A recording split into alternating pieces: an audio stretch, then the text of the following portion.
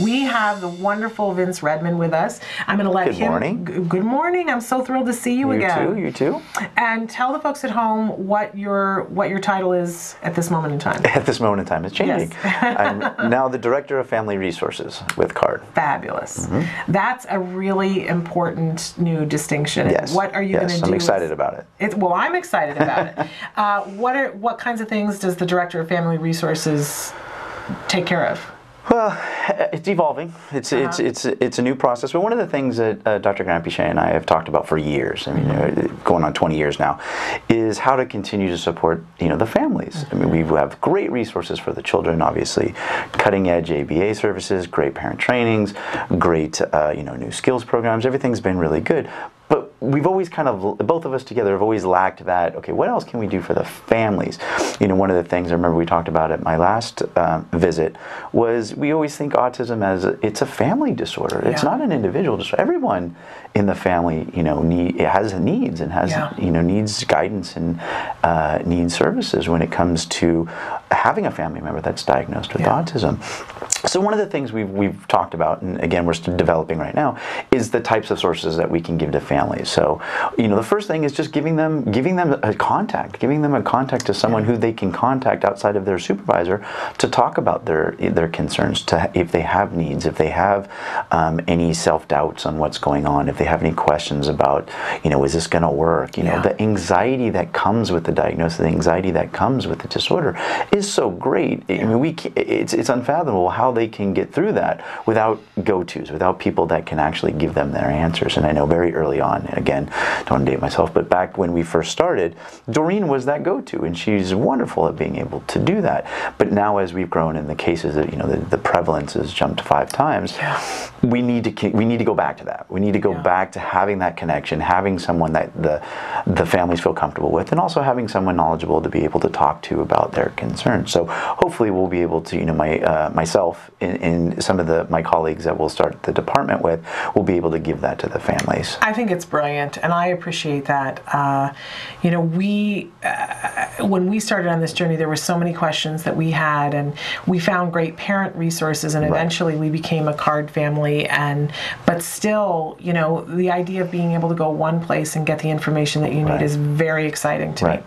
But I asked you to come in today to talk to our families about what happens in the beginning as you're getting diagnosed, and we talk sometimes about the testing and what you have to do to get tested, but the mayhem that comes with it to a family, and what the expectations. So if there's a family out there that has not yet started the process of diagnosis or that has just gone through it, take us through what's typical, what happens, what the expectations can be, and what the pitfalls are right around diagnosis. It's a difficult time. It is. It's a difficult time, and that's a big question.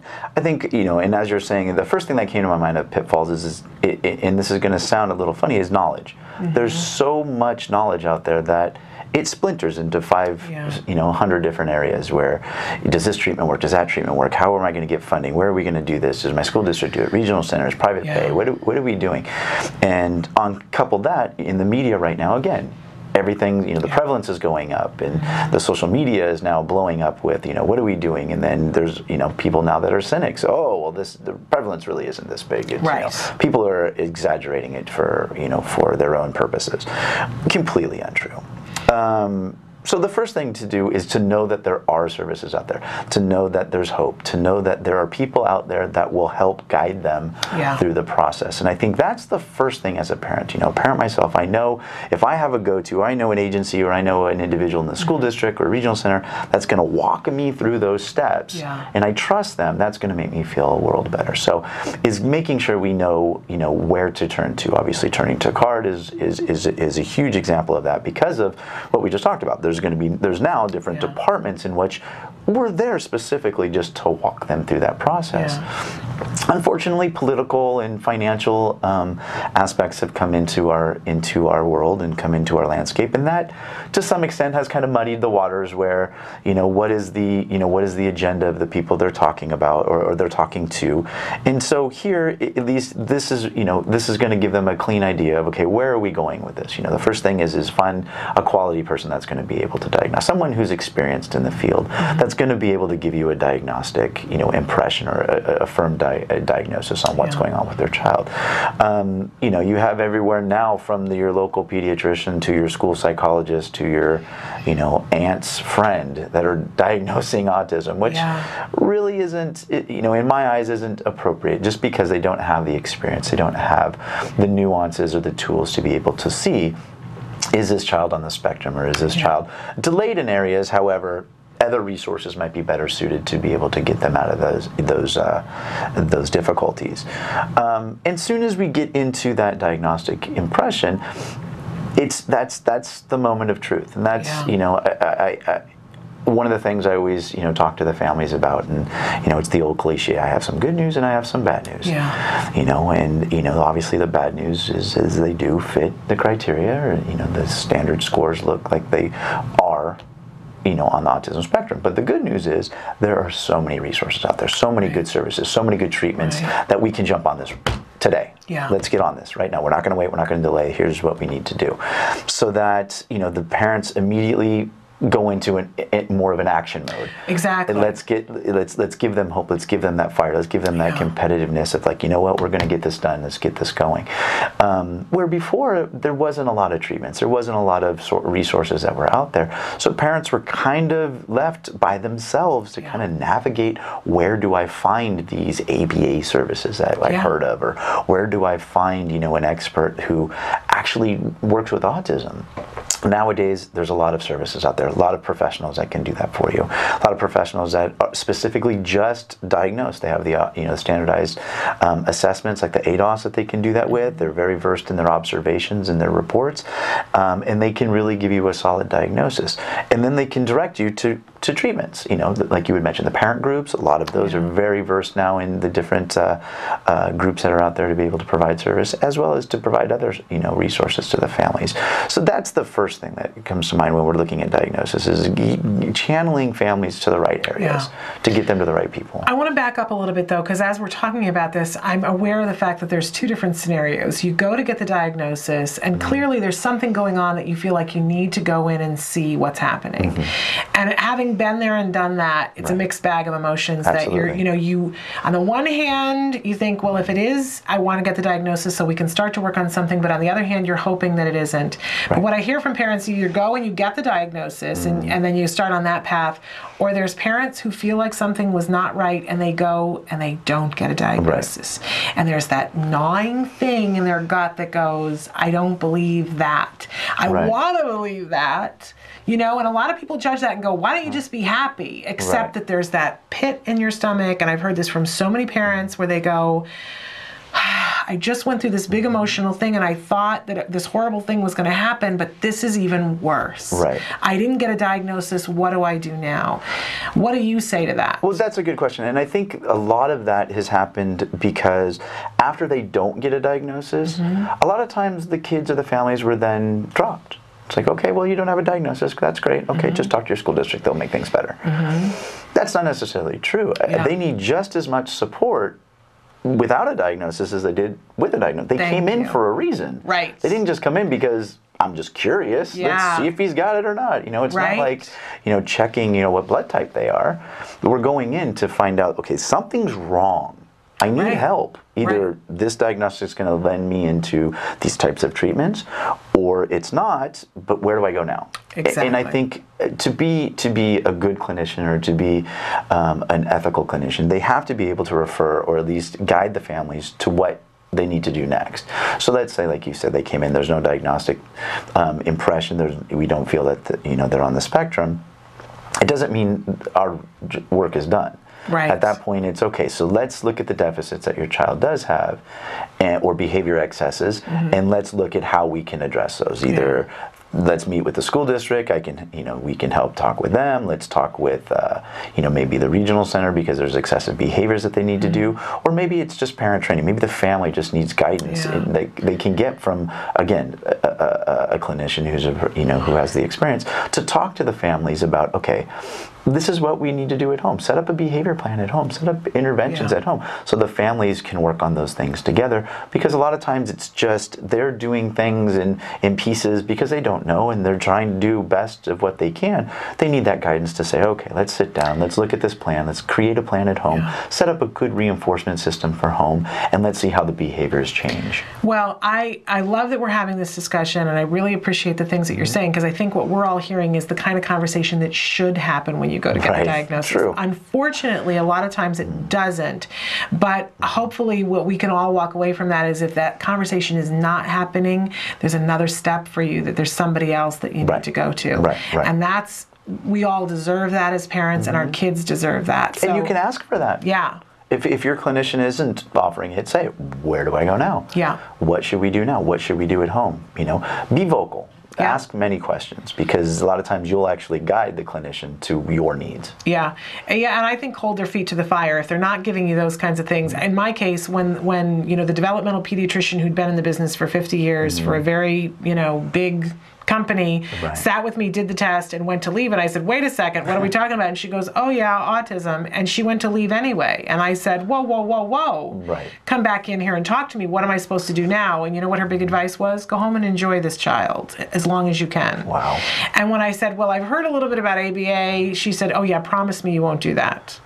So we get bad information sometimes. Absolutely. And that's unfortunate, but I, for one, want everybody at home to know that if you're not getting the kind of treatment that Vince is talking about, and I hope that more of you get it now, that you continue to seek it out, that you listen to that feeling in your stomach and get the help that you need, whether you have the diagnosis or not, that you get the help that you need. And they might not have the answer, but they definitely have referrals to know people who do know the answer. They sure should. They should. They sure should. And I love this idea that we have to be vocal and hold their feet to the fire and say, why aren't you giving me a referral? Because you're not fully doing your job if you're not.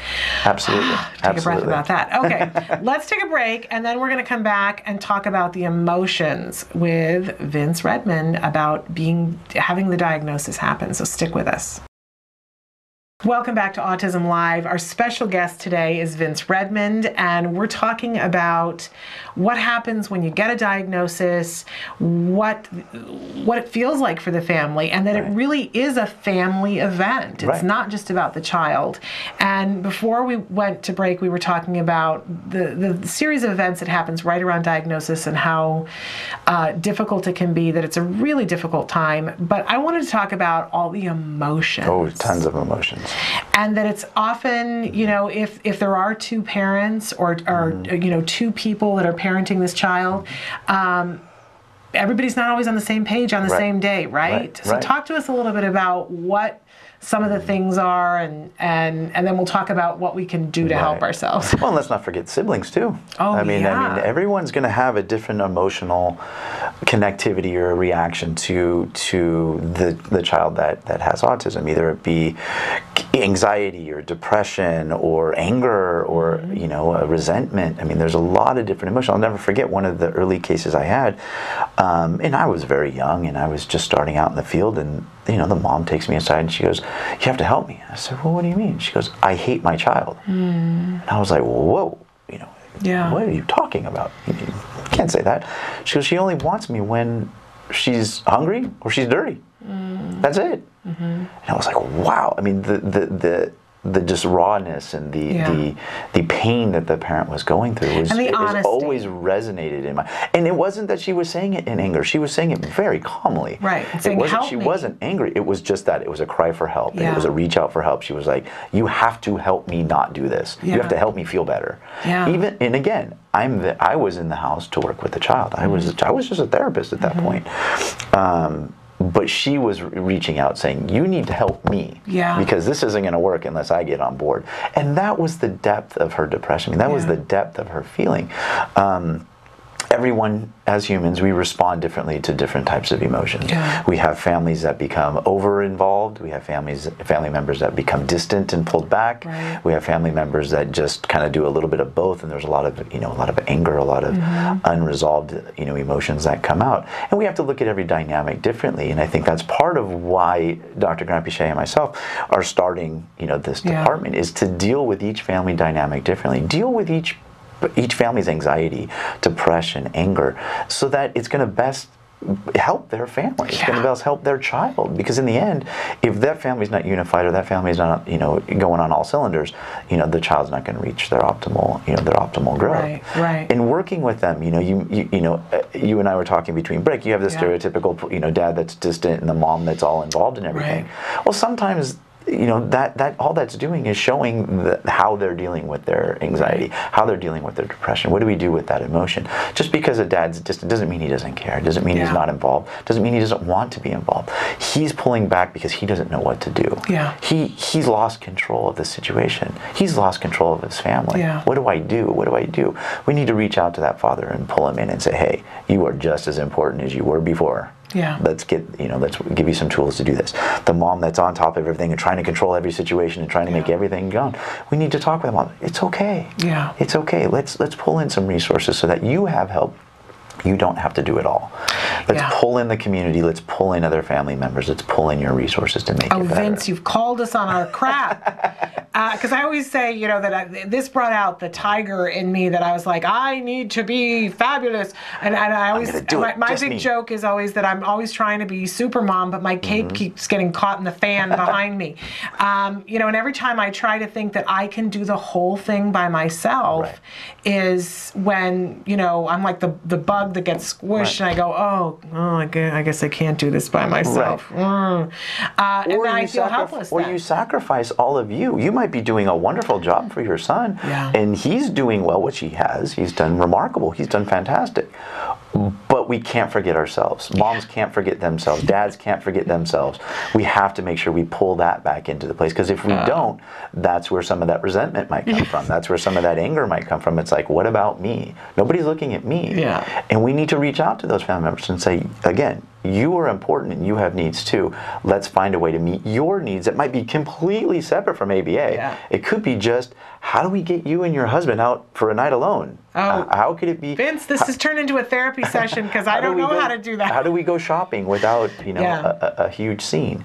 Those types of things. And those are the types of resources that we want to be able to work with the families on, because again, you have experience with this.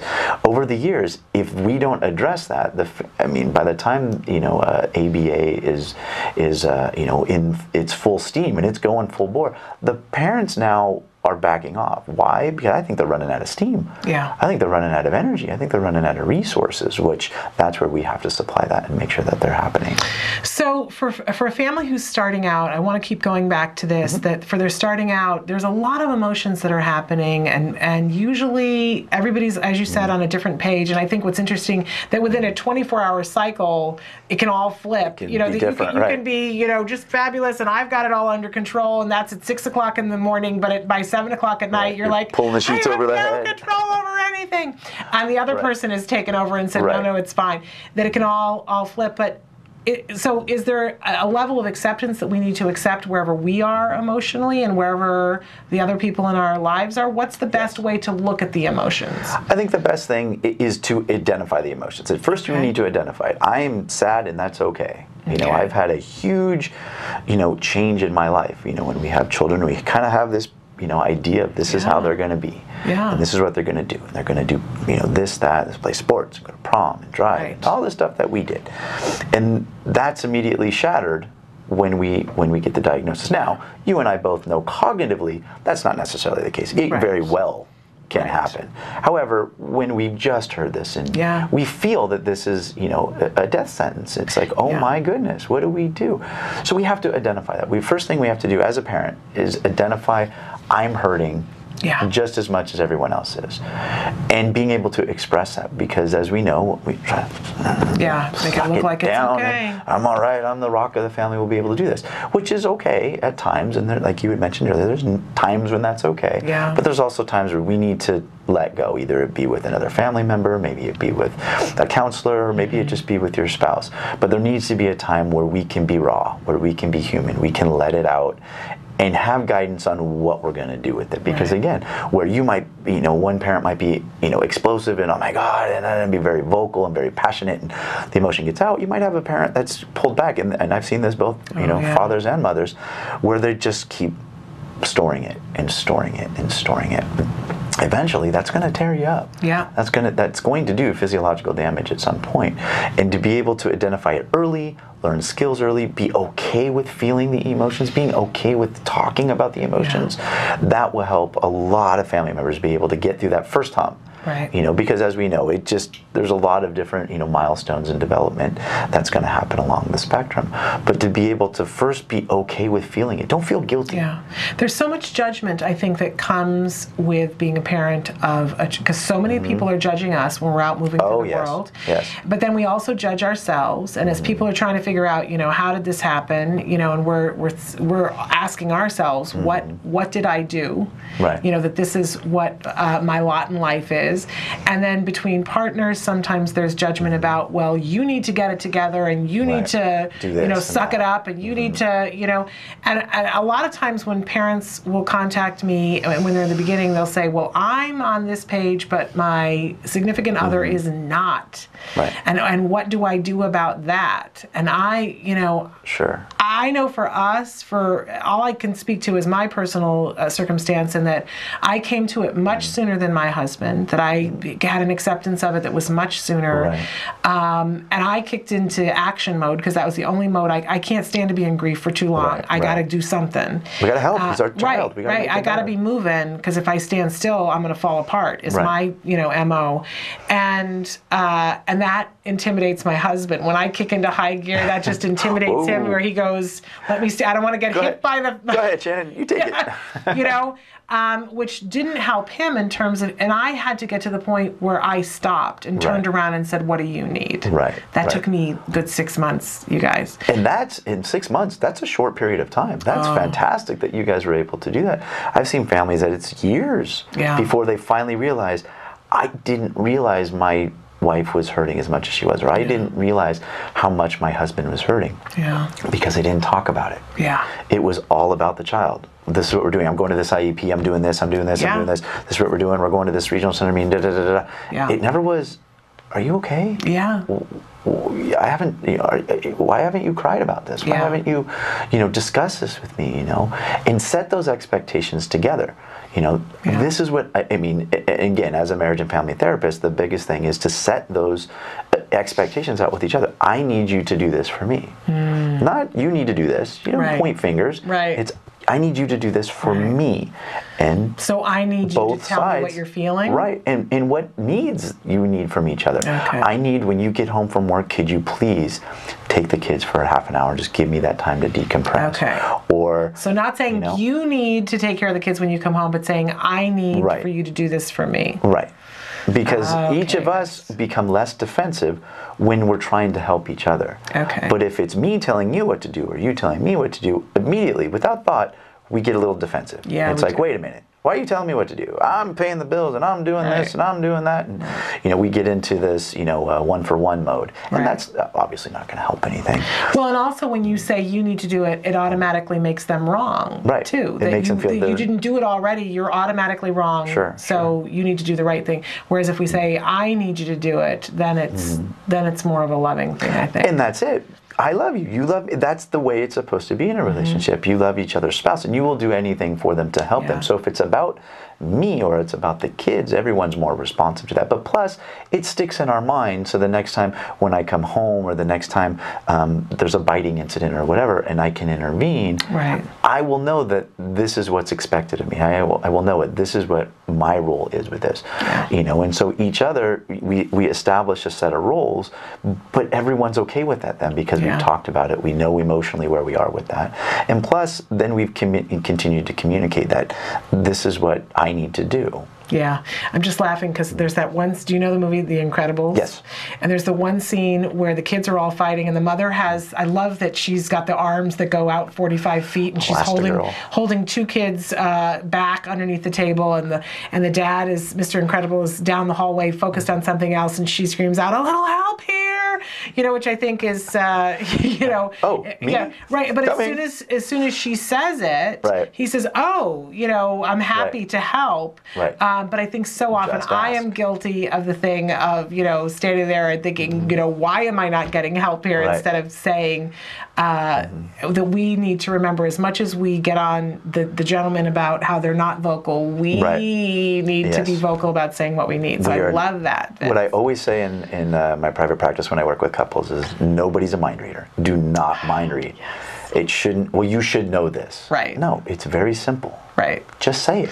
And now we do know. Now, if I've asked you, this is what I need you to do for me, and you don't do it, okay, now that's a choice. Right. The expectation's already been laid out. But if you just expected me to know that, I got a whole 50 billion other things going on that maybe I didn't notice. And the irony that we're trying to get our kids to language and tell us what they need, so we should be setting That's example. very true. We're teaching them to express their needs, express their emotions, but we're not. Yeah, we have to set the model for that. Yeah, that's very true. Very true. All right, let's take a break and come back and talk about some of the other things around this, including siblings. So we'll be back in just a minute with Vince Redmond.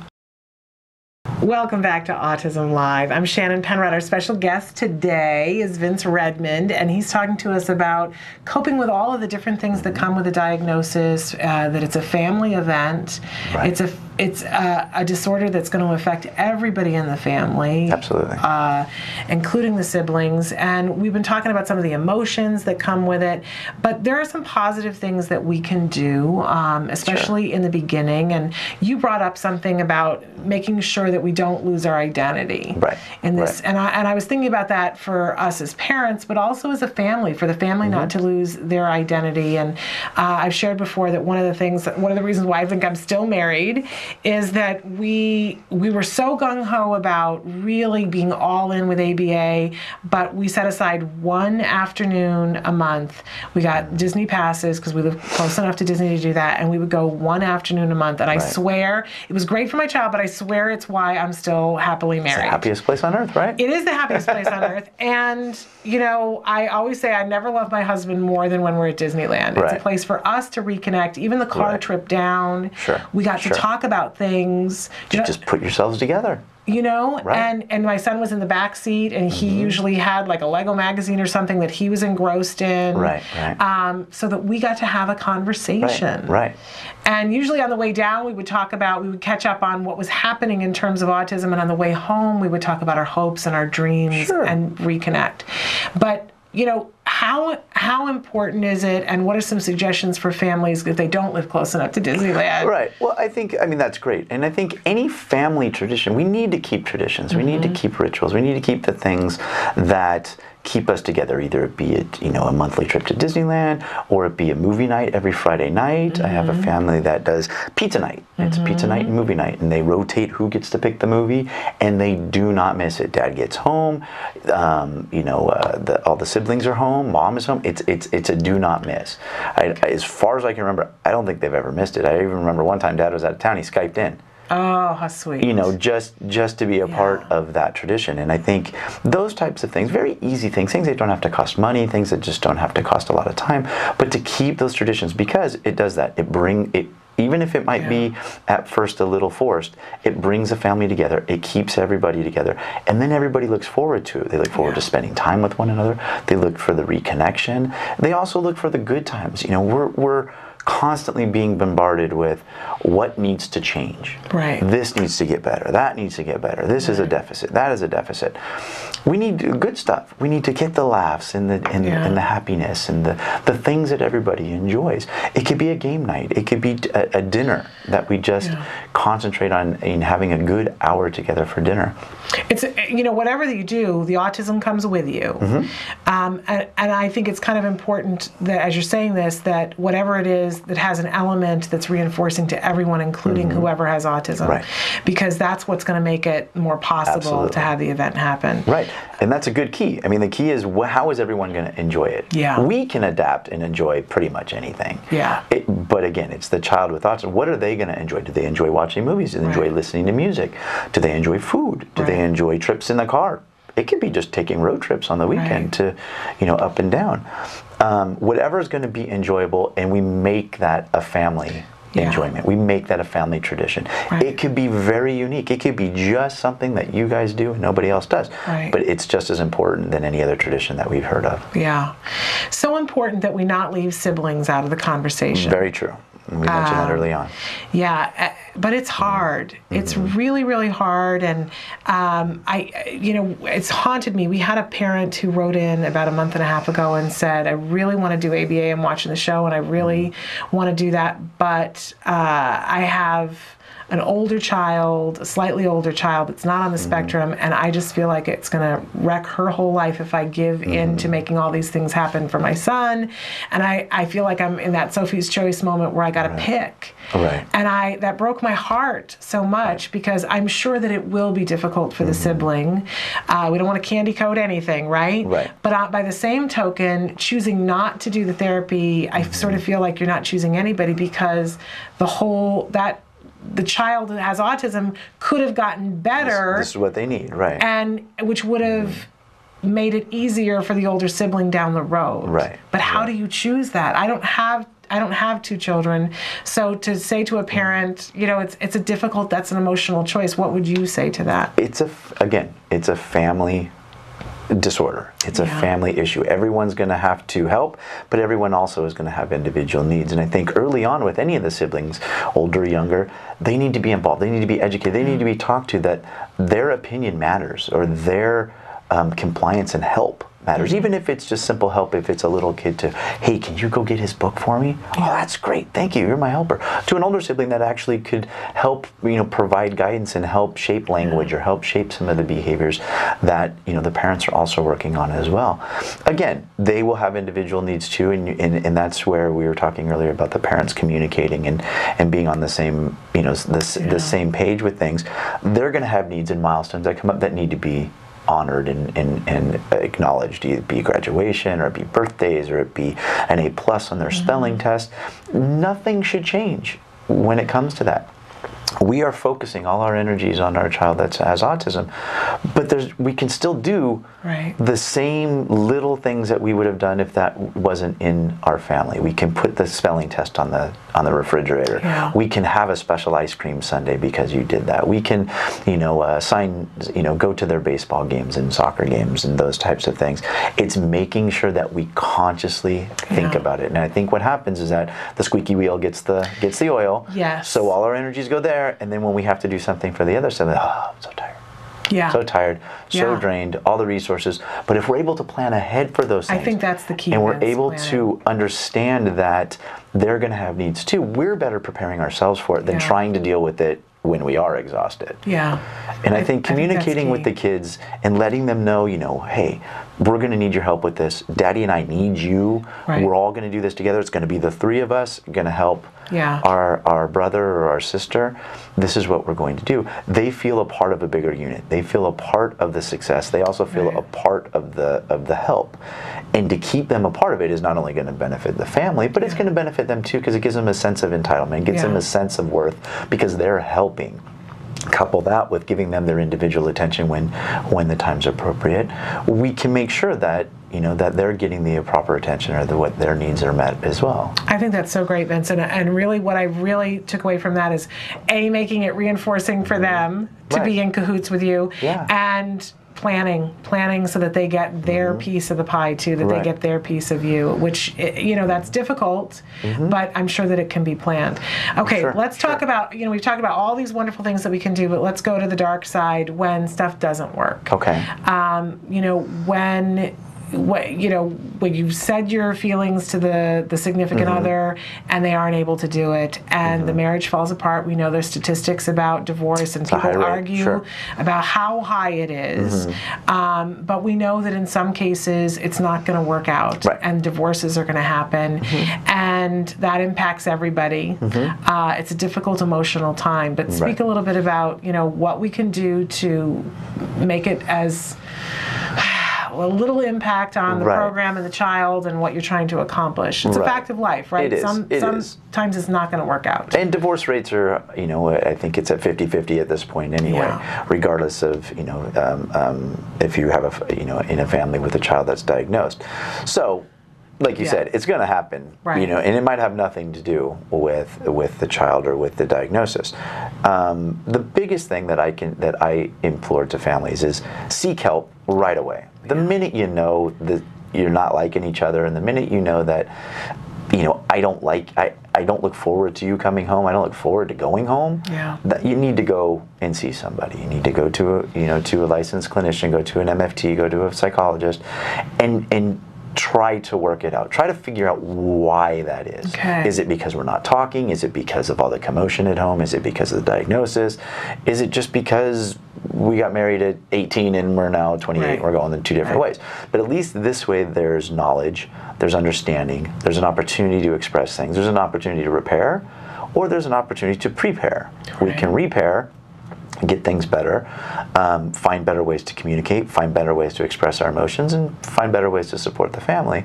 Or we can prepare the family for a divorce, a separation, and what are we going to do at that point? Because there's co-parenting still going to happen in most cases. I mean, rarely do you have a parent that just disappears, but usually there's still going to be co-parenting. There's going to be ways that we have to talk to the children. There's ways that we have to protect their emotional concerns. So, going to see somebody, going to find a professional that will be able to be an expert in family counseling, I think is essential. And not doing it later after things fall apart. Doing it the minute you realize that I do not like where I am, I do not like seeing the person, or I don't like going home. That's the time to start nailing it, not the time where everything's already fallen apart and there's a lot more problems in the family. And I think if nothing else, we do that for our kids, right? You do it for your kids, you do it for yourselves. I mean, no kid is going to be raised in a healthy home if you don't like each other. You could stay together. I mean, there's a whole lot of stay together for the kids. Well, I don't know about that, because if we're able to express how we don't like each other, or we're gesturing how we don't like you, the kids pick up on that. Their barometer is way up here. They know this stuff, and that's not healthy for them either. We want to express to them healthy communication, healthy relationships, being able to voice your opinion and not be judged. And if we can't do that as adults, then we do need to look at the preparing stage. Okay, maybe we need to prepare to do this a different way. Maybe we can't be together, but yet we can still do what we need to do, what's best for the children. But a lot of the cases as well, if you're looking at the dynamic of 50-50, half the families that come in can be repaired. A lot of times it's just, there's an emotional, either they haven't been able to communicate appropriately, maybe they don't know how to communicate appropriately, maybe there was, some type of, they haven't gotten over the anger of the diagnosis. Sometimes it's just about them. It might not be about the relationship. Maybe the relationship's fine. It's just, I'm so upset and I don't know why. And maybe they need to go and just find ways to express their anger so that it'll better the relationship, which ultimately betters the family. And that's just the tip of the iceberg when it comes to the different amounts of issues that could come up. But going in and starting to unlayer, therapists always use the onion as the analogy. As we start unlayering it and layer by layer, we get to the core of it eventually. And more and more places, they're offering counseling before it gets to that point for parents. I would love to see it be absolutely mandatory that when somebody gets a diagnosis for their child, that there is like 1 or 2 sessions that they have to go to. Because I think it would be easier for the guys and for some of the women too. I don't want to be completely sexist about this. But, to say to the guys, nope, you have to. You just have to. You have to go to this. There's like, a 2-session thing. Boy, they made us go to that when we were pregnant. right? Sure, we had to go to pre-birthing classes. And all that good Exactly. stuff. You had to get the tour of the hospital. Right. There should we had to be do it that. before we got married. Well, oh, really? So we didn't have to do premarital counseling, all that stuff. We didn't have to do that. But I think there should be a mandatory thing that parents have to go to a thing that they can get resources. And by the way, you know, these kinds of emotional things are going to come up. Right. And, you know, talk to each other and, you know, be aware of the fact that the page you're on isn't necessarily the page they're on. That's okay. Right. And that's actually one of the things that we want our new department to do. And we're looking into that. We have several, ABA trained MFTs on staff. Which is so delightful. What we're looking at is any new child coming in, and we're a little bit developing it, but as the new families come in, that it's going to have 6 months of family support to them, where we meet with them for 2 hours a month, either it be 2 different times or one time a month, depending on how we can do it, to, again, coach them through their grief, coach them through their, communication issues, coach them through all the sibling stuff that we talked about.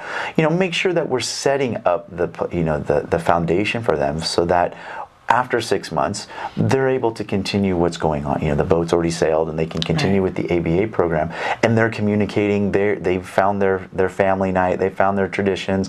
They found their groove, and they're good. Now, if there's anything that happens outside of that, maybe it's an individual issue, maybe there's some pathology that they have from their past, that's great, but after that 6 months, we can then look at referrals and different resources for them at that point. So again, they can continue the care for themselves while they're still helping the families. But you hit the nail on the head, is that we want this to be a part of the process too, because we see that need is necessary.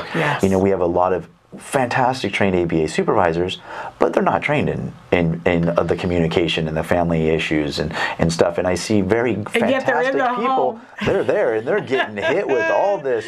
What about this and what about this? And I hate him and I do this and she does that. And they're like, help. That's not what they're there for. And so we want to reach out and we want to give them that, and we want to make it a part of our process too, so that it just becomes a part of the process. Again, it's I kind of look at it. It's the helping hands that are going to help you through. We're going to come in and help you with your communication. We're going to go in and help your child's communication. We're going to go in and help with setting up daily routines and move it from there.